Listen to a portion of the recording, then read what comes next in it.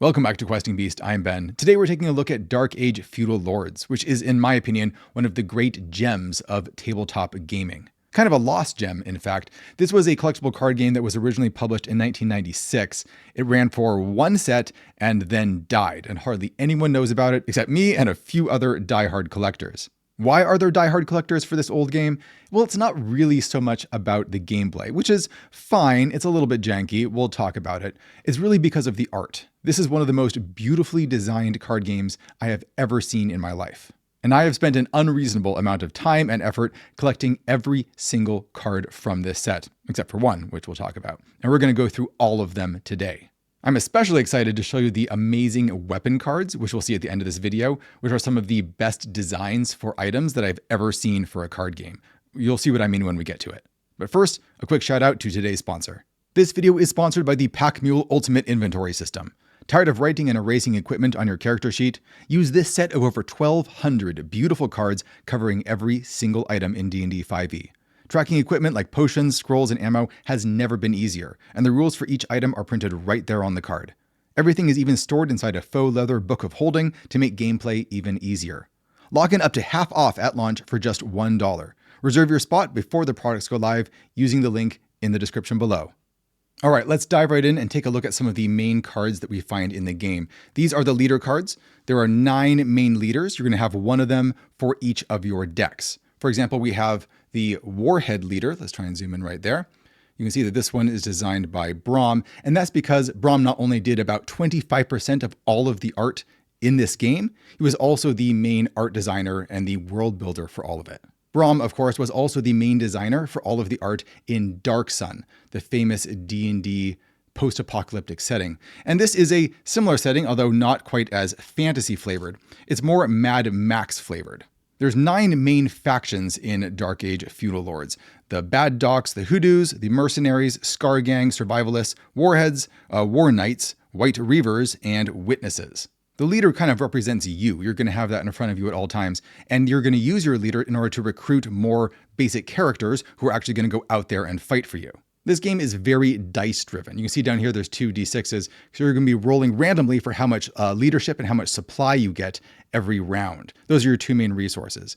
And like combat, if you roll bad throughout the game, you're going to have a bad time probably. But there are some mitigating mechanics to make sure that things don't go too badly all the time. One of the fascinating things about the game design in this game is that it really feels more like a miniature battle game. Because of all the dice rolling. There's a lot of stats for rolling for long range attacks and melee attacks and trying to do blocks. There's different item cards that you can equip. You're moving characters from location to location. You're assigning who's fighting who's supporting who.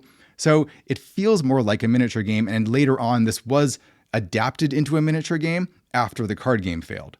But like I mentioned before, this game is not really known for its game design. It's really more known for its art. And one of the reasons why the art is so incredible is because it's put out by this one company that prior to Magic the Gathering already had a business putting out art cards. So for example, you'd buy a pack of maybe cards for Larry Elmore and it had random cards just with his artwork and his paintings. And you would try and collect full sets of that. And then right after Magic the Gathering came out, this company realized, well, we already have all of these relationships with these incredible high-level artists. What if we use all of that talent that we have to put together a card game? And that's what they did. The first game they actually put out was called Guardians, which is also fantastic looking, although I think I prefer this one a little bit more. Here's some of the foil kind of chase cards. It has this shiny metallic sheen to it. It's a little bit different than what you see in most foil cards. Foil cards were really not that common at the time that this was released back in '96.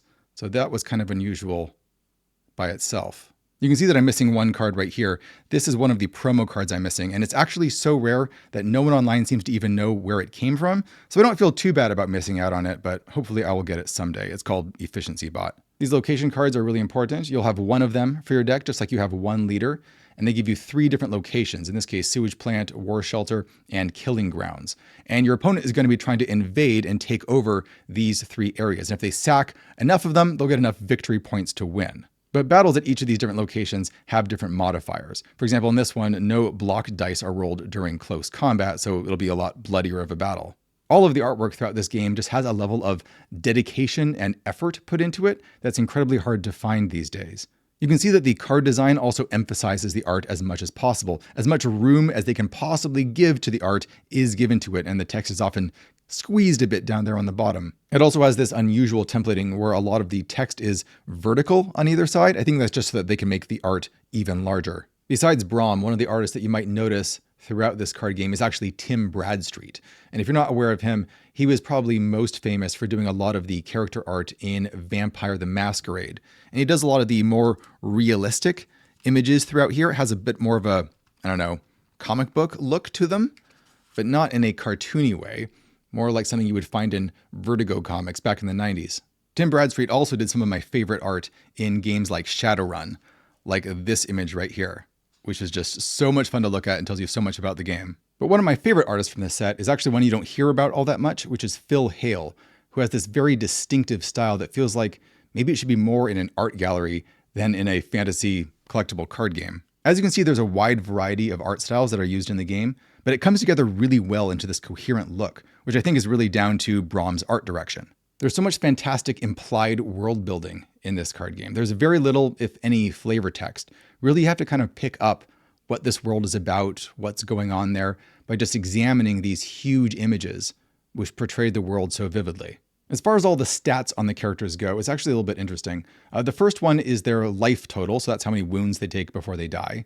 Over here, we have their control number, which is actually kind of interesting. This is how hard it is to convince this guy to join your team. Because when you play a character, you don't necessarily always get them. You play them on the table and you can only try to play one per turn, and then you're going to have to make a roll, and whether he actually joins your team or not depends on this number, depends on how good your leader is, and some other factors. So it's entirely possible that you try to play a character, but you end up just not getting one that turn, which can be pretty crippling. The way the dice roll has a very big impact on how this game plays out, which can make it feel a little bit unfair and kind of swingy, but also at the same time makes it feel more like a living world, where things are more unpredictable. If you have a big army of guys charging at one lone defender, you're probably going to wipe him out, but with the right rolls, he might kill your entire force instead. These numbers are how many skills and how many weapons can be attached to him, which are certain types of cards.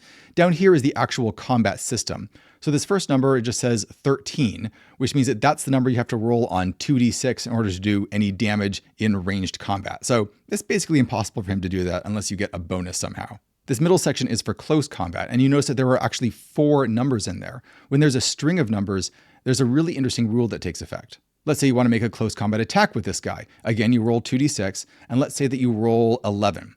11 is higher than 3 of these numbers, the 6, the 8, and the 10. Because it's higher than 3 of the numbers, you're going to do 3 wounds. This is a really fascinating system that I don't think I've seen any other war game-like systems use. It manages to combine how good you are at attacking and how much damage you do into a single roll. And you can think of lots of ways that you could tweak how this character feels by changing how many numbers are in that bar, how close or how spread out they are, and so forth. The final number is for blocks in close combat. So again, you roll a 2d6, and if it's a 10 or higher, then you manage to block 1 wound.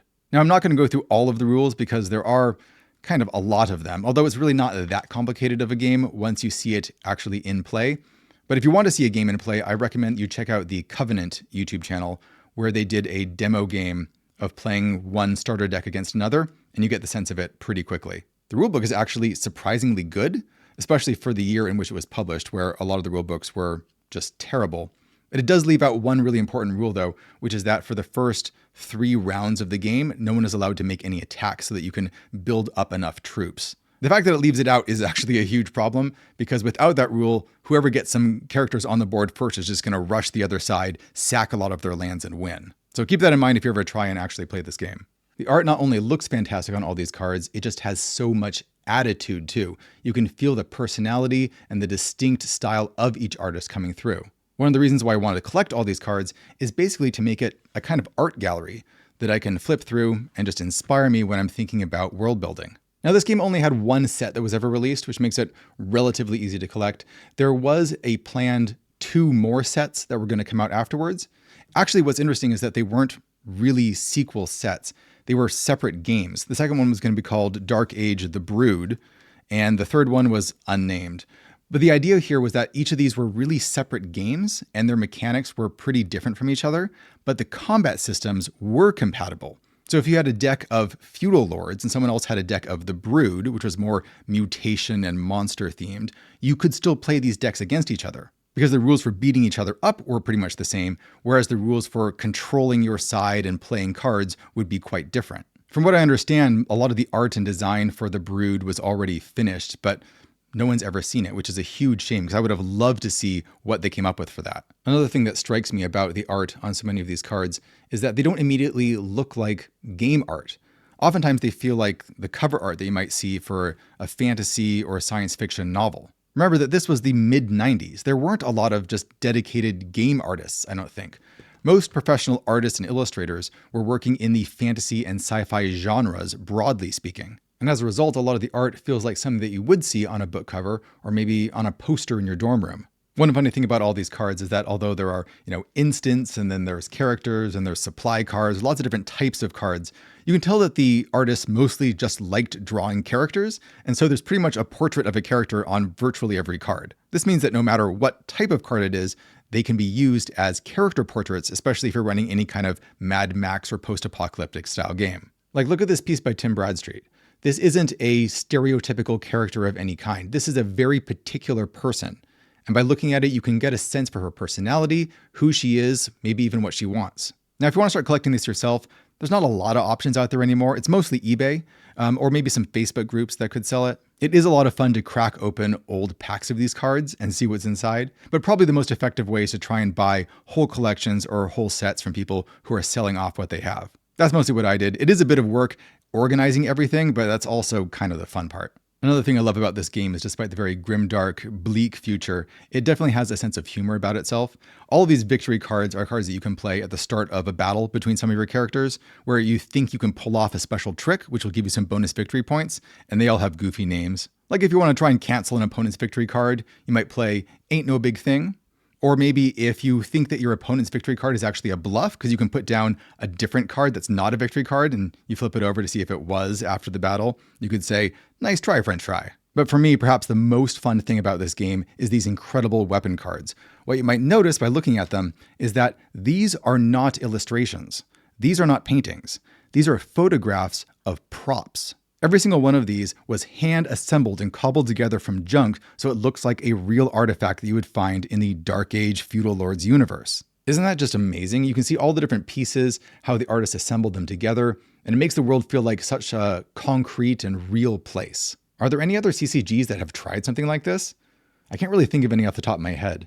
I think there's some Pokemon cards where it's like photographs of physical objects, but by and large, card games don't try and do things like this. So who was it that was putting together all of these awesome pictures?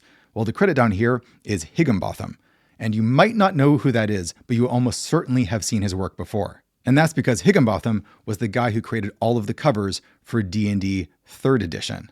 And believe it or not, these were created in the exact same way. All of the core book covers are not illustrations, they're not digital paintings.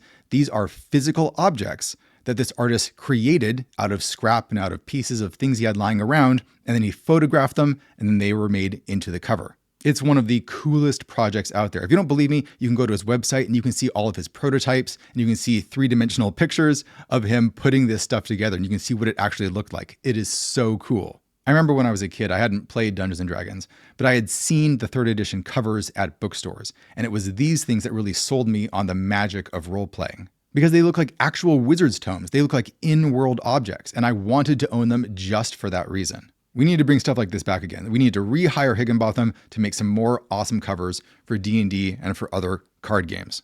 I love all of the amazing little details and all the little bits of storytelling that you can find on all these cards. Like how the grenades are billiard balls and there's a little bit of blood on them. Or these flash grenades that kind of look like Christmas tree lights maybe? Or other loony objects like this spinning spear, which looks like the most dangerous weapon known to man. You know that once you start whirling this around, you're going to be chopping off your own arm in no time. So why am I out there collecting Dark Age Feudal Lords, one of the deadest CCGs to ever exist? Well, it might be true that it doesn't really have a player base anymore, and the rules are kind of janky and a bit random, but this whole game is just an explosion of creativity. It's one of the most beautiful artifacts, in my opinion, ever created for tabletop gaming, and just a landmark in terms of what can be accomplished. It paints this rich, vibrant world created by all of these artists working at the absolute peak of their craft. Rather than trying to make a really tight, streamlined piece of game design, Dark Age focuses more than anything else on immersion and on flavor. Every time you open up one of the packs of cards in Dark Age, a little more of the world reveals itself to you, and I find that just intoxicating. It's a real shame that it's so hard to find games like this anymore. Probably the closest thing out there today might be the Sorcery CCG, and that does have some good art, but it's more of a mixed bag than Dark Age in my opinion. In any case, thank you for taking this tour with me through the entire world of Dark Age Feudal Lords. Let me know if you enjoyed it, and if you want me to take a look through any other dead CCGs that I have lying around here, like the game that came before this, Guardians, which is also spectacular looking and a bit less grimdark. For me, tabletop hobby gaming isn't just about gameplay.